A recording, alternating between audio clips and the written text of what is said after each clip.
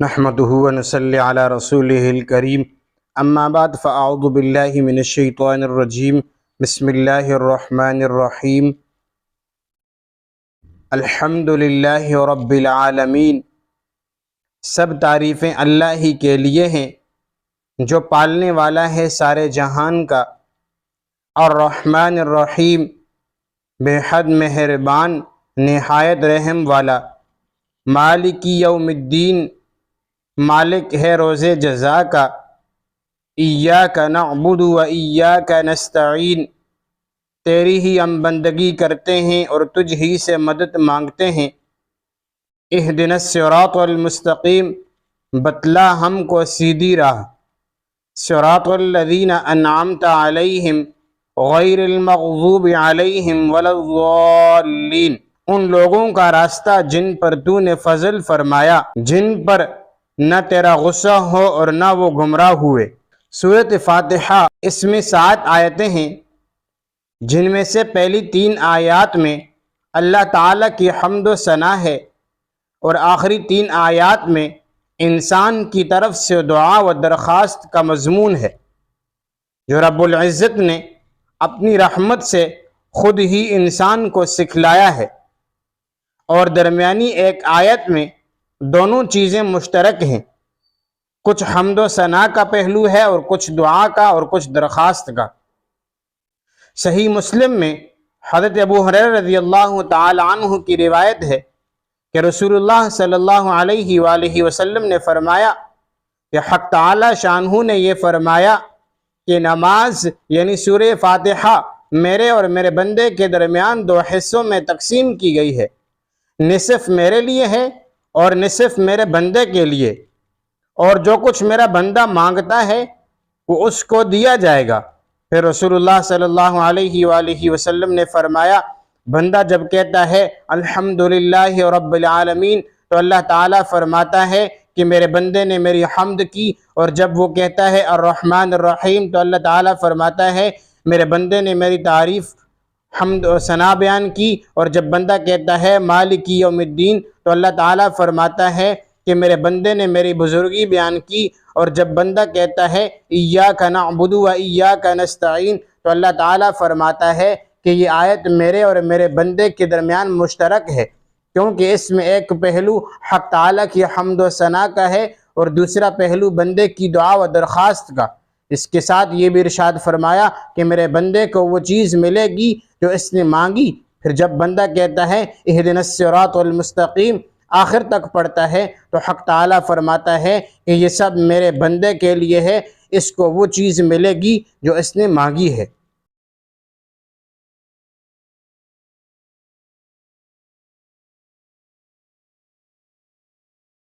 الحمد کے معنی ہیں کہ سب تعریفیں اللہ ہی کے لیے ہیں، یعنی دنیا میں جہاں کہیں کسی چیز کی تعریف کی جاتی ہے تو وہ در حقیقت اللہ ہی کی تعریف ہے، کیونکہ اس جہان میں،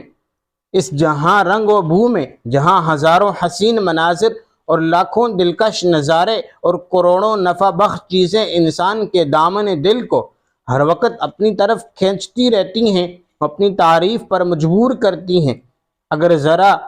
نظر کو گہرا کیا جائے تو ان سب چیزوں کے پردے میں ایک ہی دست قدرت کار فرما نظر آتا ہے،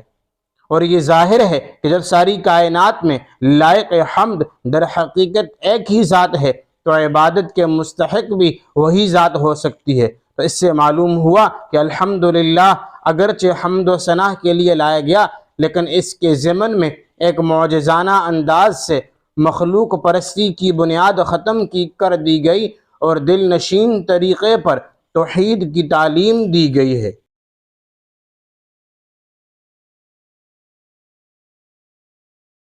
مالک یوم الدین روز جزا کس دن کا نام ہے، اس کی حقیقت کیا ہے؟ دوسرے یہ کہ اللہ تعالیٰ کی ملکیت تمام کائنات پر جس طرح روز جزا میں ہوگی ایسے ہی آج بھی ہے۔ پھر روز جزا کی کیا خصوصیت ہے؟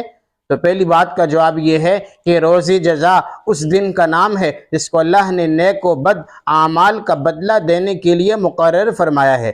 اور لفظ جزا سے ایک عظیم الشان فائدہ یہ حاصل ہوا ہے کہ دنیا نیک و بد اعمال کی جزا اور سزا کی جگہ نہیں بلکہ دارالعمل فرض ادا کرنے کا دفتر ہے، تنخواہ یا صلہ وصول کرنے کی جگہ۔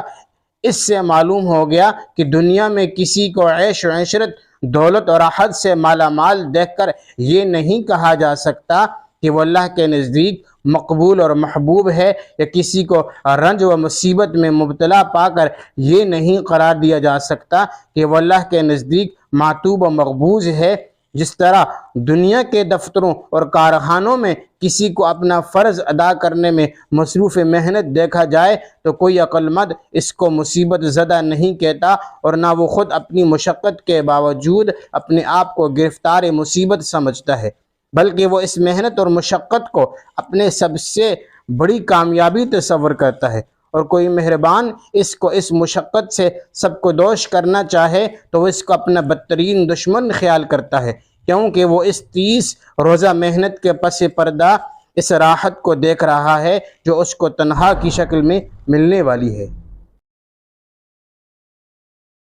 ایاک نعبد و ایاک نستعین، اس آیت میں ایک حیثیت سے اللہ تعالیٰ کی حمد و ثنا ہے کہ عبادت و اعانت کے لائق صرف وہی ہے، اور دوسری حیثیت سے انسان کی دعا و درخواست ہے کہ یا اللہ ہماری مدد فرما، اور تیسری حیثیت اور بھی ہے کہ اس میں انسان کو تعلیم دی گئی ہے کہ اللہ کے سوا کسی کی عبادت نہ کرے، اور حقیقی طور پر اللہ کے سوا کسی کو حاجت روا نہ سمجھے، اور کسی کے سامنے ہاتھ نہ پھیلائے، کسی نبی یا ولی وغیرہ کو وسیلہ قرار دے کر اللہ سے دعا مانگنا یہ اس کے منافی نہیں۔ اس آیت میں یہ بات بھی قابل غور ہے کہ ارشاد یہ ہے کہ ہم تجھ ہی سے مدد مانگتے ہیں، کسی کام میں مدد مانگتے ہیں، اس کا ذکر نہیں۔ تو جمہور مفسرین نے لکھا ہے کہ اس کا ذکر نہ کرنے میں عموم کی طرف اشارہ ہے کہ ہم اپنی عبادت اور ہر دینی دنوی کام اور ہر مقصد میں صرف آپ کی مدد چاہتے ہیں۔ پھر عبادت صرف روزہ نماز کا نام نہیں۔ امام غزالی نے اپنی کتاب اربعین میں عبادت کی 10 قسمیں لکھی ہیں: نماز، روزہ، زکوٰۃ، حج، تلاوت قرآن، ہر حالت میں اللہ کا ذکر کرنا، حلال روزی کے لیے کوشش کرنا، پڑوسی اور ساتھی کے ساتھ حقوق ادا کرنا، لوگوں کو نیک کاموں کا حکم کرنا اور برے کاموں سے منع کرنا، اور رسول اللہ صلی اللہ علیہ وآلہ وسلم کی سنت کا اتباع کرنا۔ اور اہدنا الصراط المستقیم صراط الذین انعمت علیہم غیر المغضوب علیہم ولا الضالین، آمین۔ ان تینوں آیات میں انسان کی دعا درخواست کا مضمون ہے اور ایک خاص دعا کی تلقین ہے، اور ان تینوں آیات میں چند باتیں قابل غور ہیں کہ صراط مستقیم کی ہدایت کے لیے دعا جو اس آیت میں تعلیم فرمائی گئی، اس کے مخاطب جس طرح تمام انسان اور تمام مومنین ہیں، اسی طرح اولیاء اللہ اور حضرات انبیاء کرام علیہم السلام بھی اس کے مامور ہیں،